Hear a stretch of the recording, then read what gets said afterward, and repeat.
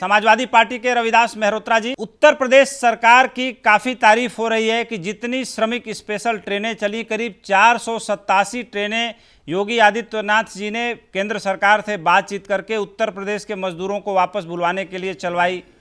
कोटा में फंसे हुए छात्रों के लिए बसें उन्होंने भेजी। तमाम इनिशिएटिव उन्होंने लिए। उत्तर प्रदेश की सीमा पर कल खबर आ रही थी कि कानपुर में बहुत बड़े पैमाने पर श्रमिकों को रोक दिया गया था, गाजियाबाद में बॉर्डर पर रोक दिया गया था, कई इस तरह की खबरें आ रही थी।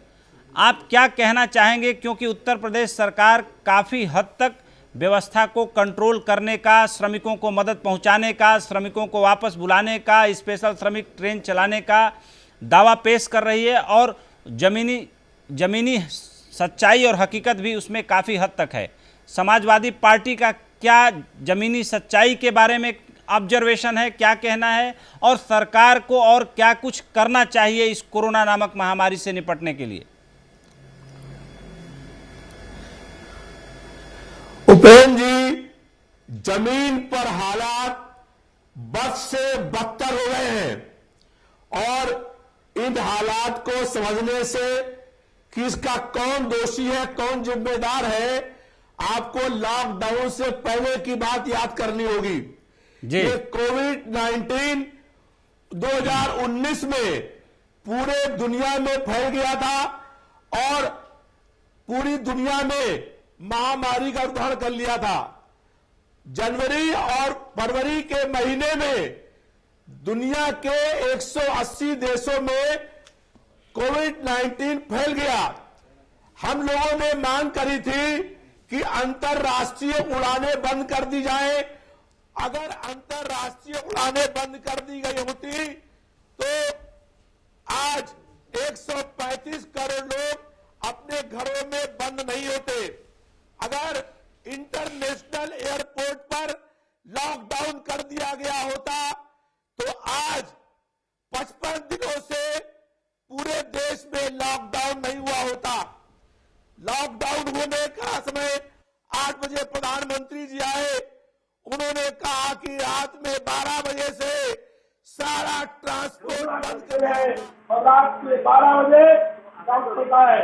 लॉकडाउन होने से पहले 2 दिन का समय मिलना चाहिए था प्रवासी मजदूरों को कि वो अपने गंतव्य स्थान पर अपने घरों पर पहुंच सके, लेकिन वो अपने घरों पर पहुंचने का उनको समय तक नहीं दिया गया और लॉकडाउन कर दिया गया। लॉकडाउन में आज 1 लाख कोरोना से लोग जीवन और मौत से संघर्ष कर रहे हैं। इसका कौन दोषी है, कौन जिम्मेदार है? किसने अंतरराष्ट्रीय उड़ानें बंद करने का काम नहीं किया? किसने इंटरनेशनल एयरपोर्ट पर लॉकडाउन करने का काम नहीं किया? किसने एकदम आकर के कहा कि 12 बजे रात से सारी ट्रेनें बसें बंद हो गई? 55 दिनों मेहरोत्रा साहब, आपके पास हम वापस लौटेंगे। बहुत ही वाजिब सवाल आपने उठाया है। सीधे चलते हैं सुधांशु मित्तल जी के पास। सुधांशु जी, जिस तरीके से सोशल डिस्टेंसिंग का नारा प्रधानमंत्री जी ने दिया और आज सरेआम सोशल डिस्टेंसिंग की धज्जियां उड़ रही हैं, हजारों की तादाद में मजदूर अपने रजिस्ट्रेशन के लिए साथ खड़े हैं।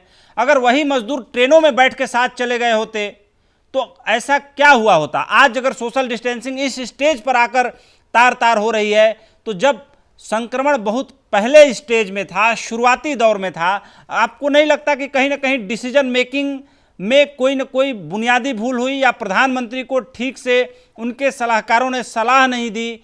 जिस तरीके से शुरुआत में इतनी सख्ती की गई, आज मजबूरन मुख्यमंत्रियों से बातचीत के बाद सारा लॉ एंड ऑर्डर और जो ब्लूप्रिंट डिजाइन करने का काम है इस लॉकडाउन में, लॉकडाउन 4 में, वो केंद्र सरकार ने राज्यों के ऊपर ही छोड़ दिया है। और आज विजुअल में देख सकते हैं कि हजारों मजदूर एक साथ खड़े हैं। तो ऐसे में जब सोशल डिस्टेंसिंग आज 18 मई में इस तरीके से तार तार हो रही है, अगर शुरुआत में अगर ऐसा मजदूर चले गए होते हफ्ते 2 हफ्ते के अंदर, 10 दिन के अंदर, तो मुझे नहीं लगता कि कोई ज़्यादा संक्रमण हुआ होता या कोई इशू ज़्यादा हुआ होता जो आज हो रहा है, आज सबको देखने को मिल रहा है। उपेंद्र जी, अभी रविदास जी कह रहे थे कि एकदम से घोषणा कर दी और समय नहीं दिया गया कि लोग जो हैं जा सकें। आज जब जाना की घोषणा भी नहीं हुई है तब तो ये हाल है।